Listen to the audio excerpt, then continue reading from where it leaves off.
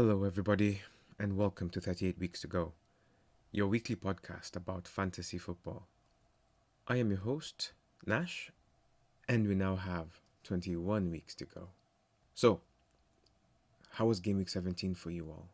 Well, for me, let's see. I decided to gamble with my team, and by that I mean I changed my captain choice from Haaland, which was Salah. I went to Son because I remember saying that Son is a good choice. So I thought, why not back him? So I decided to back him. And boy, did he let me down. On top of that, a different change I made was that I brought in Tavernier into my team. I was looking to make a move with a differential. I was counting on Bournemouth to defeat Luton with Tavernier and Solanke doing the business. If I had more transfers, I would have brought in Senesi, but I was like, no, I'm moving too much. So, having spoken about Bournemouth and Luton, I want to present a theory. I don't know if you've looked at your teams yet, but there seems to be an update glitch of sorts, in that the game week is over, bonuses have been given, but our teams have not been arranged the way they're supposed to. The substitutes have not been brought on. And for many of us, that means Haaland has not yet been substituted. So, I have a theory.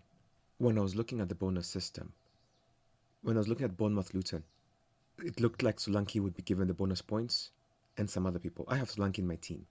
So when I looked at the bonus points, they hadn't been given. When you look at that match, the bonus points haven't been given. And when I look at my app, it shows that Bournemouth and Luton are still playing. I know it's weird. I think that the algorithm or the system behind fantasy hasn't been built with a system that accommodates an abandoned match, because it's like, okay, the match isn't over, but it's not continuing. Do we allocate bonus? Is it fair? Well, I don't know if they account into fairness, but this game is still going on in the logic of fantasy. Therefore, the game week isn't technically over, and I think they're going to manually override it themselves or create an update or software patch to fix the bug that exists, which they have just now discovered. And so until that happens, because of the Bournemouth-Luton game, our table and our points won't be 100% accurate. So I guess we should just start there with Bournemouth versus Luton. There was a tragedy in the game. Lockyer, who you've had me recommend a few times, not many times, just a few, he collapsed in the game. And it was just around the 60th minute. It was so shocking that it was decided that the game will not continue. And therefore it was abandoned. What isn't quite clear yet is what form of a replay will happen. Since it was 1-1, will they start from 0-0? Or will they just pick up from where they left off, substitute Lockyer, and play the remaining 30 minutes of the game? I can't seem to find that information as of now on Monday early. And something interesting has just crossed my mind, in that if they decide to replay this game, what happens to today's points? Like, for example, I have Solanke and Tavernier. If they decide to replay this game from 0, do our points get deducted in the future? And when they do play, will it be a new double game week? Like, what will happen? Will we just sleep with the points that we got? Wouldn't that be interesting? Now, let's move on, or rather let's move back to Friday night. Or as I would like to call it, the end of my game week. Tottenham 2, Nottingham Forest 0. Richarlison scored. Kululevsky was immense in this game. He was just doing everything. Brennan Johnson got substituted. He's out because of a concussion protocol. I don't know how long he will be out. I think it's maybe, well, it depends. They will test him and they will let us know. So if you have him, watch out for that. He's not the differential that you think he is, although he played well. Somebody else who played well is Richarlison. He's now scored 2 games in a row. He's playing as a striker and he's finding form. So this might be time to jump right into it with him. Except that he's classified as a midfielder. So now it's like, which midfielder do I remove? And that's a problem I'm having now. The midfield this year for fantasy is too stacked. In January, they should just change some of these people into strikers. I was really hopeful for Son. He had a very good early chance, and that was about it. And then when Bissouma got his red card, you just knew Tottenham were not going to be playing gung-ho as they had been earlier. Tottenham seem to be a red card magnet right now. Every other week it seems like Udogie red card, Romero red card, Bissouma red card, he comes back, Bissouma red card again. It's a mess. On the other side, Forest really had Toffolo. Toffolo was their best, I don't know, the best chance of the game fell to him. And it just shows their best players are at the wing right now because Nico Williams was creating everything. He created the most dangerous attacks for them. He was the most threatening player.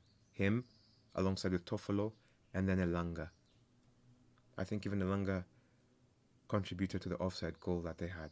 And in case you haven't noticed, Kululevsky has now scored and assisted in back-to-back away games. So he might be somebody worth having right now. I spoke about him before, but this clean sheet means that now Pedro Porro has returned in 5 of his last 6 matches, with an assist in 4 and 1 clean sheet. He is somebody I'll be bringing into my team this week. Kululevsky had the assist. Kululevsky had the 3 bonus points as you expect. Pedro Porro had 2 bonus points. Richarlison had 1 bonus point. And Romero had 1 bonus point. Romero also seems to be a good way into the Spurs defense, except he is always in danger of getting a red card. He just seems to be so eager to make tackles. And not the good kind. Just, he lives on the edge. Moving on to Chelsea 2, Sheffield 0. The first half of this game was very boring. Chelsea had a new man in goal, and it was one of 5 changes made to the lineup. Palmer was Chelsea's best player, and he has now scored 6 in 9 games. So, if you don't have him at this point, and playing him, because I had him but I wasn't playing him. So if you don't have him, just get him, put him, close your eyes. Palmer and Gallagher were Chelsea's best players. Sheffield, they tried, but they just didn't have anything going for them. Archer and Hammer were their best players. Sheffield have now lost 27 of 32 games away from home. And this means if you are somehow gambling with Sheffield players, when they're playing away from home, just like Newcastle, don't bank on them to do anything. Palmer got 3 bonus points, Badiashile got 2, Thiago Silva got 2. Nicholas Jackson and Palmer were the goal scorers for Chelsea.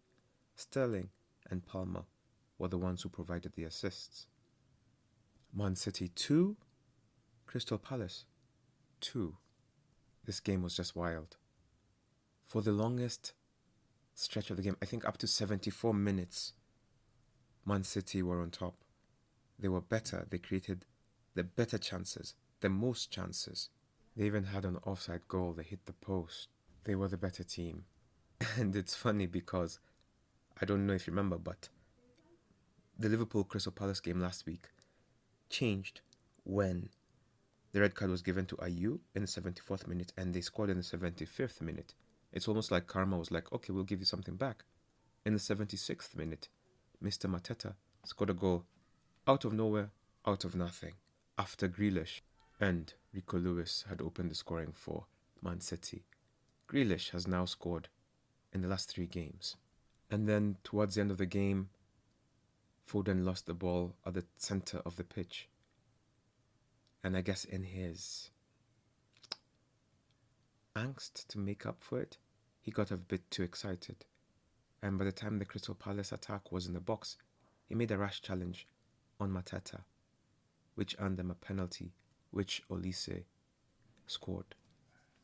And now Olise has returned in 2 of the last 3 games. Man City earned a draw from the jaws of victory. It doesn't make sense. It just doesn't make sense. These are the kind of the results that tell you that this isn't quite the luck of the champion. This is the kind of season that Man City will just qualify for Europe. I believe, just from watching this game, and this game alone, that this is not their title. Mateta and Olise scored.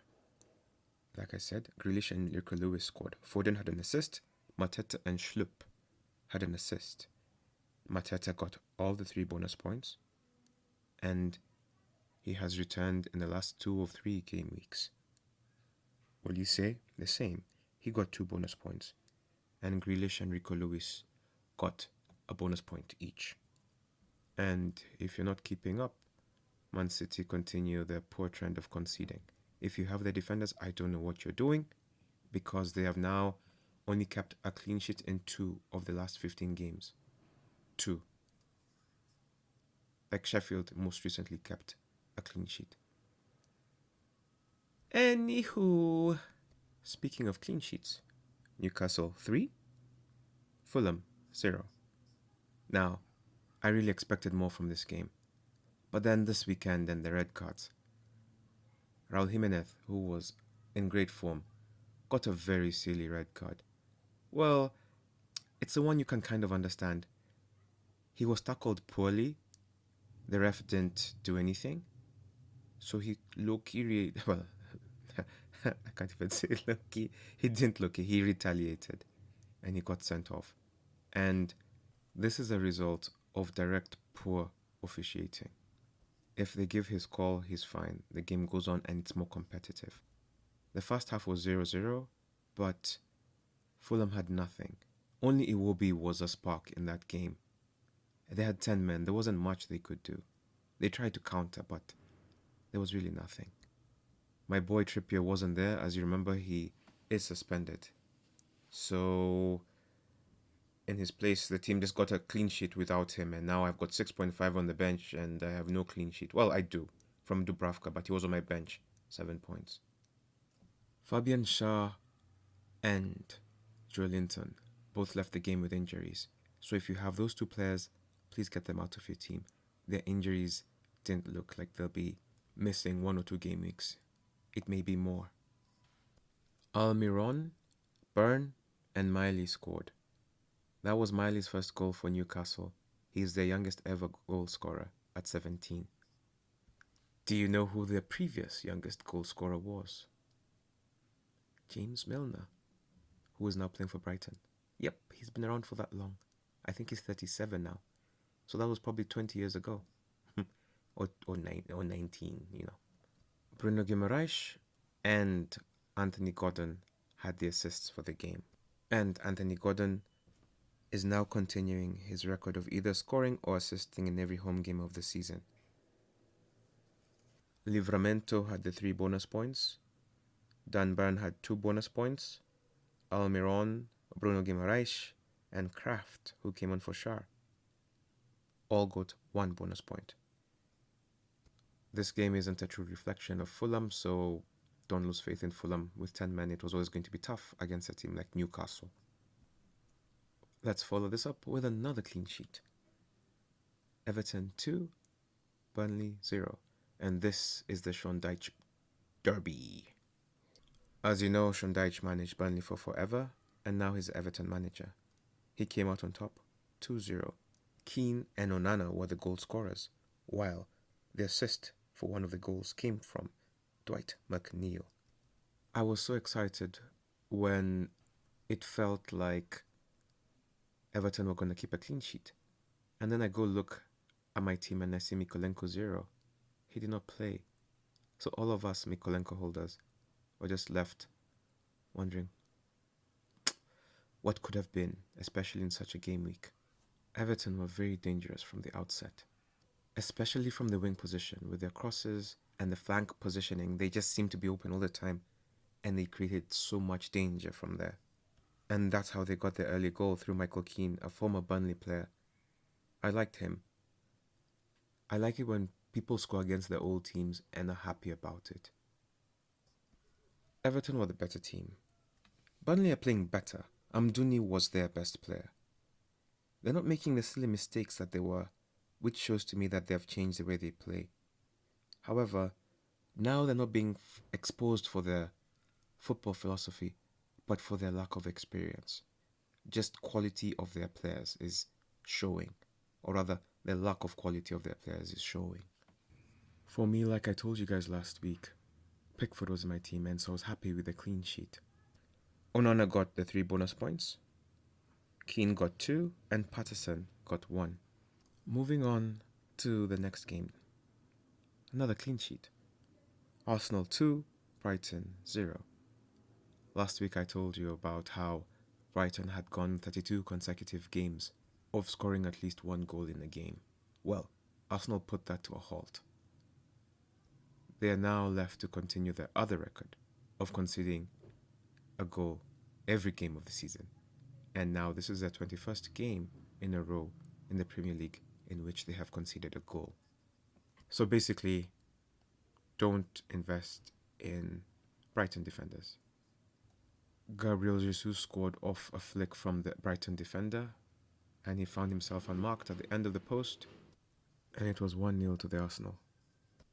Havertz got their second goal, and he is sneakily a good fantasy candidate. People don't like him, he has a bad reputation, but he's delivering on the pitch. Odegaard has a good reputation. He is at the heart of every move. He has like 100 shots, but he's not scoring, he's not assisting right now. Of course, he will get better, but in the meantime, Havertz is there. I don't like him, but that doesn't mean he's not performing. Brighton, Europe, pretty much same script that we've been talking about the whole season. If anything now, there's a bit of a break before they resume, so maybe they'll get some consistency back, and maybe with a few recoveries here, there'll be a threat before February rolls back. Gabriel Jesus got the 3 bonus points, Zinchenko got 2, and Saliba got 1. 2 fun facts surrounding this game. No team has committed more mistakes leading to an opposition goal than Brighton, which is 5 this season. Honestly, I thought it would be Burnley leading that, but turns out it's Brighton. Now, Kai Havertz has scored 4 goals in his last 7 matches. That is as many as he had in his previous 40 matches. Wow. Moving on. Brentford 1, Aston Villa 2. Aston Villa are in incredible form right now. Lewis Potter gave Brentford the lead. Lewis Potter is playing in the exact position Mbeumo was before he was injured. And it is possible that if you're looking for a way to replace the Mbeumo points, he might be a good gamble. Because he's playing in the same position, he's grabbed a goal now. Who knows, maybe this is the start of something. There was a lot of fire in this game, and Ben Mee got a red card early on in the game, and Camara got a red card late on in the game. And that situation, thanks to Emi Martinez's, I don't know what to call it, tomfoolery, or just being a bit of a dickhead. He created a lot of chaos towards the end, and there was so many yellow cards. And that's when Camara got his red card. Moreno, who entered for Lucas Digne, got the equalizing goal. And Watkins got a goal right at the end. And he didn't celebrate, but his celebration caused controversy because he just stared a fan down and did nothing else. The Brentford fans thought he was taunting them. And that celebration also caused controversy. because he's a former Brentford player, in case you didn't know. Camara and Leon Bailey, had the assists for the game. Watkins 3, Alex Moreno 2, and Luis Potter 1. I saw on the screen that Aston Villa have won 25 games in 2023 and have collected 81 points. They have had a better 2023 than Arsenal have. Only Manchester City are better than them. That is how great they have been in this calendar year. And this was a comeback victory. And now Villa are the third best comeback kids in the Premier League. Liverpool, of course, are number one, who have won 18 points. Coming from a losing position, number 2 is Brighton, and number 3 is Aston Villa. Moving on to West Ham 3, Wolves 0. There were many clean sheets this week, 6 of them. If this keeps up, it's going to become a defenders league, and then we'll start seeing formations of 5-4-1, probably with Haaland at the top. So this game was easy. Paqueta and Kudus had like almost telepathic understanding. It was just Paqueta, through ball to Kudus, Kudus runs, goal. Paqueta, Kudus, goal. And then Bowen stepped in, hit the post, and then got his goal. Off another Paqueta assist. So now, Paqueta had a hat-trick of assists. Kudus had 2 goals, Bowen had a goal. The main players for West Ham performed. For me, I was confused because I thought this game would be more competitive than it was. That Korean guy didn't show up. I've brought him into my team. I feel like a dunce because I removed Palmer. Palmer got 14. Okay, to be fair, that was last week. But you know what I mean. He's not looking like the sure points that he was. I think I've come at the end of his run, but I'm going to give him 2 more games. Isn't it funny that West Ham haven't had a clean sheet since Gameweek 7? And when Areola doesn't play, that's when they get a clean sheet. What does that say? I had given up on him a long time ago, so how do you guys feel? Those of you who have Areola, you looked to hope for a clean sheet, you saw a clean sheet, and then nothing. Cheap is expensive, guys. This is a kind of game, as a Wolves player, you just take the L and just say we'll do better next week. West Ham look to have recovered their form. I think maybe Europa's fixed their woes or something like that. And so Kudus, of course, got the 3 bonus points. Paqueta got 2. Emerson got 1. And the goalkeeper, not Areola, but Fabianski, got 1 bonus point as well. Moving on to the final game of the week. Liverpool 0, Man United 0. I have never been so happy for this result. Like I told you, my game week ended on Friday when Son did nothing. And so I was just like, shit, Liverpool will just demolish these guys again. I think Fernandes being off, and by off I just mean unavailable, really helped the manager make his team. Because he went for 3 defensive midfielders in Amrabat, Mainu, and McTominay. So you could tell that Man United may not have wanted to win this game, but they definitely did not want to lose. And they did not lose. They played hard. They wanted the ball. They did their best to stop Liverpool. Liverpool also could have made better decisions in their attack, but that's neither here nor there. That's football. Isn't it interesting that Man United played well without Rashford starting and without Fernandes starting? And if those 2 started, I promise they would have lost. I mean, they started the 7-0. Liverpool created 27 chances, while Man United created 4. Onana made 8 saves, earning another clean sheet. If you follow the Instagram page as well, you have seen that a lot of fans are very unhappy with Darwin Núñez right now. For those of you who hold him, How are you feeling about him? How many more chances are you willing to give him? Is it time to move on? Is he Liverpool's Rashford? You know, when it's a 0-0 game, the bonus goes to the defense. Trent Alexander had 3, Onana had 2, and Tsimikas had 1. And Trent is on a good run of form. He's very expensive. If you thought Trippier was expensive, 8 is just a joke. So you really have to believe in him to want him. And at his price, he is a great differential. In that nobody wants him, but he's performing. So, yeah. For those of you who have wildcards, this could be one of those things you decide upon.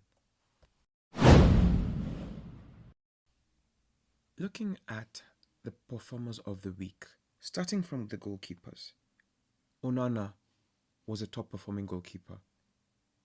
10 points he had. Fabianski was number 2 with 8. Number 3 was Dubravka with 7. Raya, Petrovic, Pickford, Becker, Vicario had 6. There were 7 clean sheets, and for those of you who need to replace Areola, Dubravka is a good call. So jump in there. When it comes to defenders, Keane from Everton had 14 points. Burn from Newcastle had 14. Moreno had 10. Trent had 9. Livramento had 9. Zinchenko, Badiashile, Silva, Rico Lewis, Pedro Porro had 8. Saliba, Patterson, Tsimikas, Kraft, Romero, Emerson, Gabriel had 7. Colwill, Disasi, Godfrey, Tarkowski, Konate, Virgil van Dijk, Varane, Evans, Lascelles, Aguerd. White, Shaw had 6. You can see how clean sheets can be very valuable, especially on tough weekends. On a related note, do you guys think that defense is coming back? The game weeks have been high scoring, at least to start the season, but it seems like maybe people are figuring themselves out or figuring their opponents out, and maybe the scoring numbers will go down and it might be more valuable to invest in defense. It may be something to think about, something to watch out about. When it comes to the midfield, Kudus had 16 points. Palmer had 14. Kululevsky had 14. Paqueta had 14. Onana had 11. Lewis Potter, Olise, Almiron, Richarlison had 9. Havertz, Grealish, Bowen, Bruno Guimaraes had 7. Sterling, McNeil, Gordon, Miley had 6. In the striking position, Mateta was top with 12. Jesus and Watkins had 9. Solanke had 6. Our old friend Nicholas Jackson had 6. Adebayo had 5. Mateta is 4.9. Adebayo is 4.8. So in case you need a budget striker, that's where you could go, in case you're trying to figure out how to bring Trent into your team. Now, looking at our league table, we have number 1. Why are you running? Mr. Leon Mortier holds on, but just. He is 4 points ahead of the new number 2, Vic City. Leon got 62 points, and now we have all breached, well, not all, we have breached the 1,000 points barrier in our group. He has 1043. Vic City, who is the weekly leader, he got 70 points, and that got him to leapfrog Sim Nanijua. So Sim Nanijua got 49 points, and so now he has 1027. So now he is 12 points behind Vic City. Don't Bottle It this year is at number 4. He got 1024, and he's just 3 points behind Goodness Gracious Me. At number 5, We have Melvin Asakanya, last week's leader. I couldn't get a hold of him, so I didn't manage to do an interview with him. He had 46 points and he's at 980. He is about 44 points behind number 4. There's a bit of a gap there. It needs to be closed. We're going to do our best. At the bottom, we have Melvin Kathrima, who got a measly 18 points.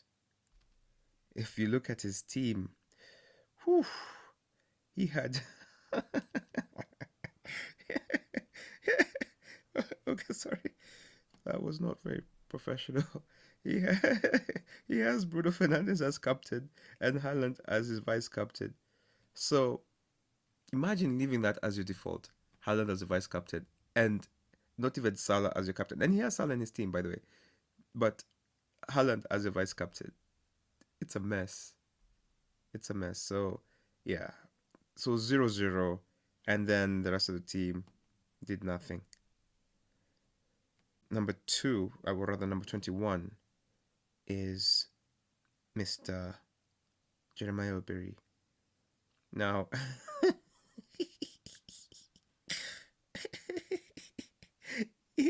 he has Haaland as captain, as you all know, who didn't play, and his vice captain is Rashford, who got 0, who came on and got a yellow card.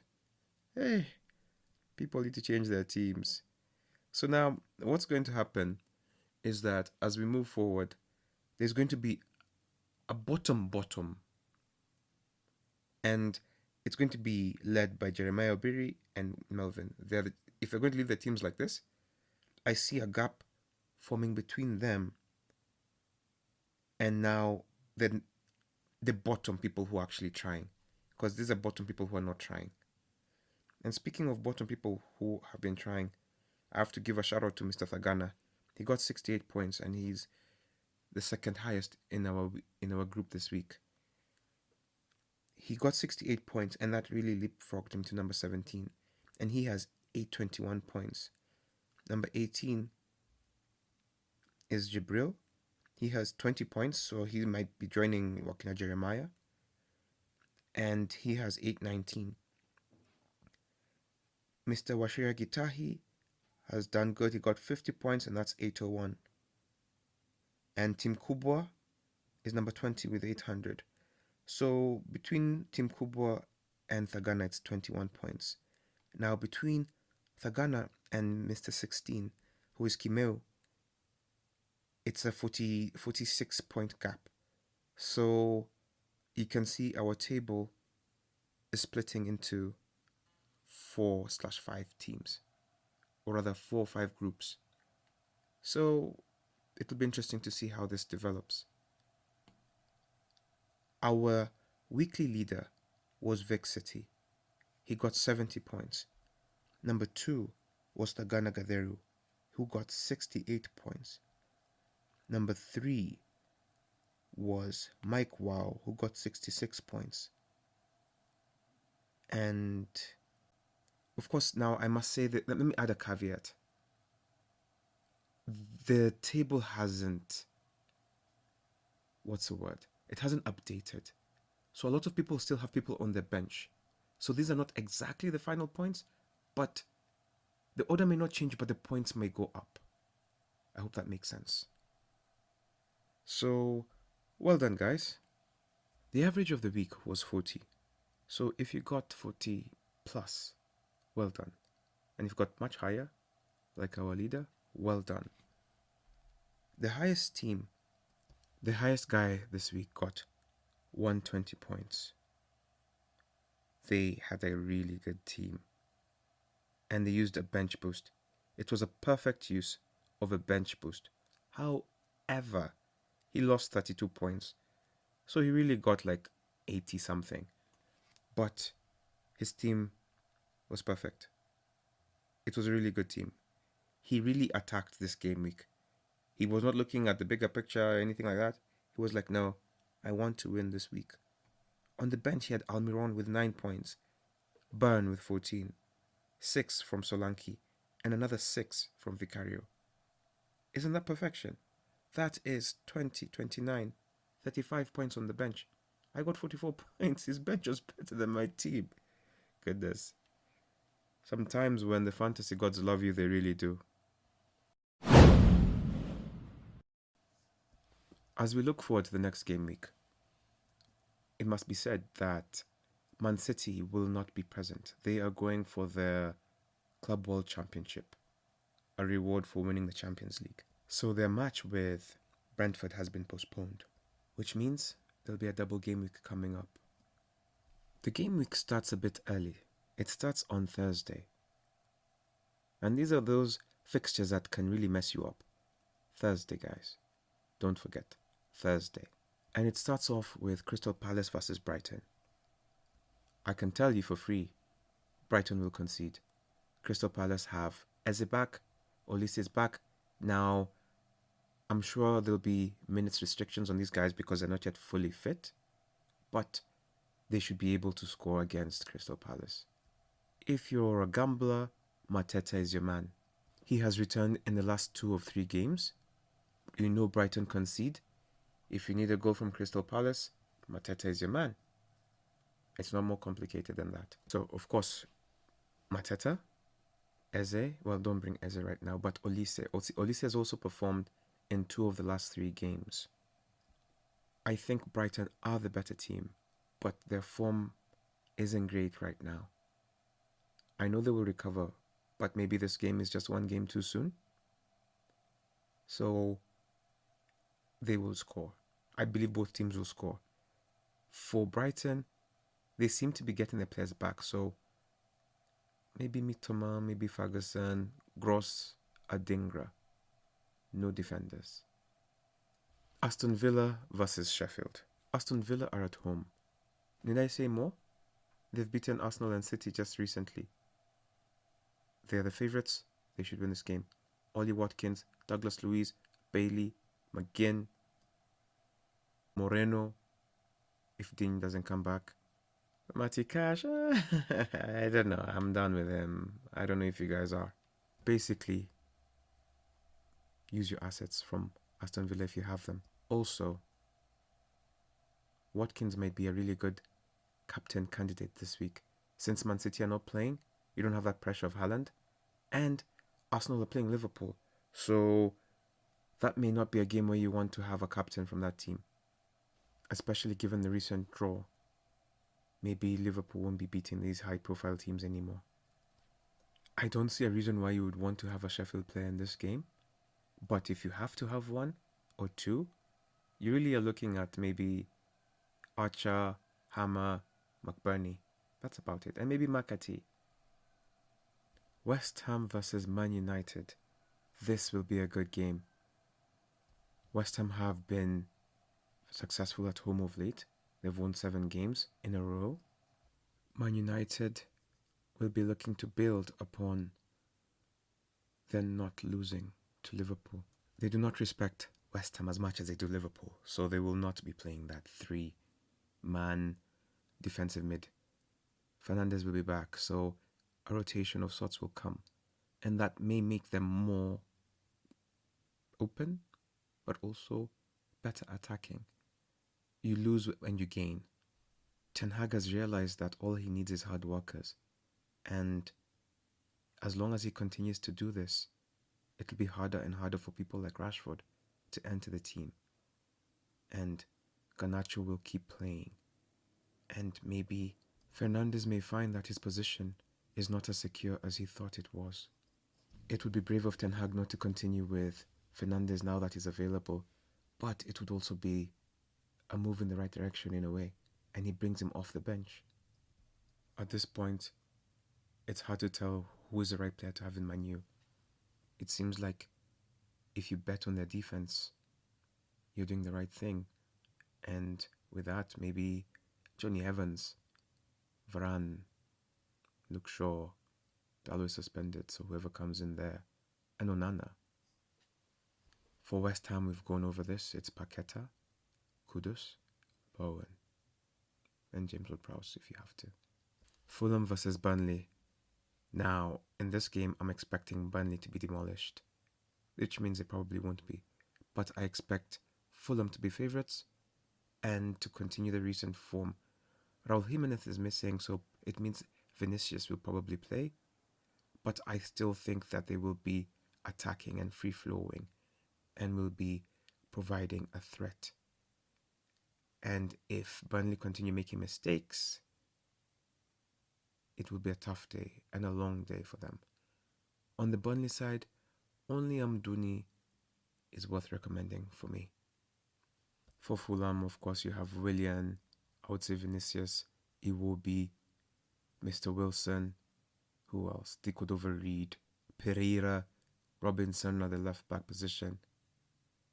And if you have Leno, stay with him. This could be a clean sheet. Luton versus Newcastle.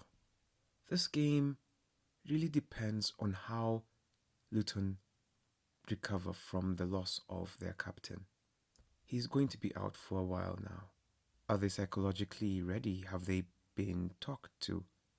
Will they be up for the challenge? They have been very competitive of late. They have not been easy to beat, and they have always had a goal in them. They have scored in 10 of their last 12 games. Newcastle should be favourites, but they also have missing players, and it also depends on how they adjust to that as well. They have their own challenges. It's going to be interesting to see if they can maintain their gameplay without their players. Also, they're not good when they play away from home.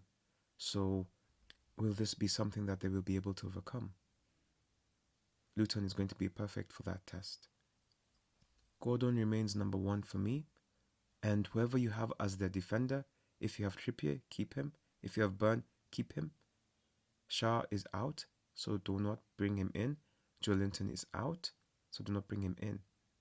So maybe wait for the presser and see who's available in case you're looking to bring people into your team. Nottingham Forest versus Bournemouth. These are two teams at a similar level who have different forms and different fates.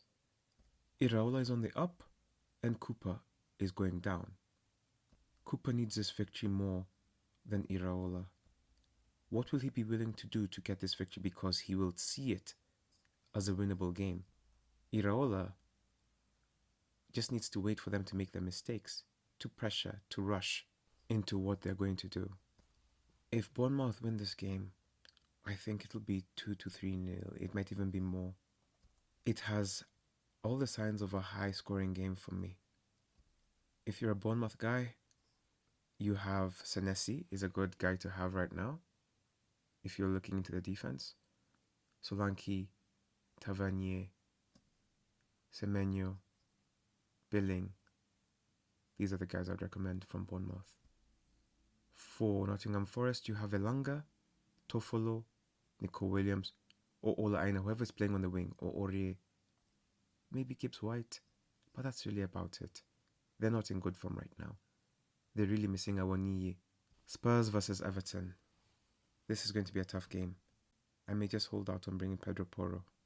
Everton have had 3 clean sheets in a row now. They're very solid at the back. So I may change my captain from Son to somebody else, just because I don't think Everton will be easy to break down. Although, the last time I said that Man United just came and trounced them 3-0. So, just choose what you want to do. Kululevsky is looking good. Richarlison is looking good. Son is always the main guy, but he scores only in big games, it seems. Porro is somebody who is worth getting into. From Everton, it's the usual suspects. You have Mikolenko, Doucouré, Pickford, maybe Dwight McNeil, maybe Tarkowski, and really that's about it. That's where most of the action will come from. You have Liverpool versus Arsenal. This is a kind of game now which I can sort of see 0-0. However, Arsenal are a tough team to break down. So I can easily see this as a low-scoring game and with a draw as a possible outcome. Havertz might be interesting for you guys here, but also I wouldn't buy into this game. It's too difficult to call, and it might just end up 0-0. So, Trent, anyone? Simicas? And your favorite defender from each team? I could see this game going 1-0 either way. I would also recommend you to just stay with your people. The final game of the day would be Chelsea versus Wolves. Chelsea are such a wild card that it's so hard to predict what they will do. Wolves are definitely an organized team, so I can see them causing trouble. Chelsea have the better players, and they have more players that are better than the Wolves do. However, if they're not organized, that doesn't mean anything. And that's really where the chance for Wolves comes in. Exploiting their lack of cohesion, exploiting their youth, their inexperience, hoping Thiago Silva makes many mistakes, hoping that Cunha's pace disrupts a lot of what Chelsea are trying to do, especially on defense. Cunha, the Korean guy, maybe Bellegarde, are really the strongest options for Wolves right now. And of course Sarabia, he has been good. For Chelsea, number 1 is called Palmer. Gallagher has been good of late, but it doesn't show anywhere, so don't get him. Nicholas Jackson is a differential at this point. If you want to gamble with him, I wouldn't hold that against you. In the last game, their defenders got all the bonus points outside Palmer, so maybe those might be people you want to look into. With Chelsea, just pick your poison. Hope the poison you choose starts, and then hope for a good performance. And this is going to be the trickiest period of December, because right after that you'll have the Boxing Day games, and so it'll be 24th, and then Christmas, and then games galore. I'm not sure I'll be able to record a pod in between, but I will do my best. Keep up the good work. Take it 1 week at a time, or rather 1 game week at a time, because now these game weeks are super tight. We will not speak until maybe just around Christmas. So just in case we do not speak until after Christmas, Merry Christmas or Happy Holidays. Remember, game week starts on Thursday. Alright, bye-bye.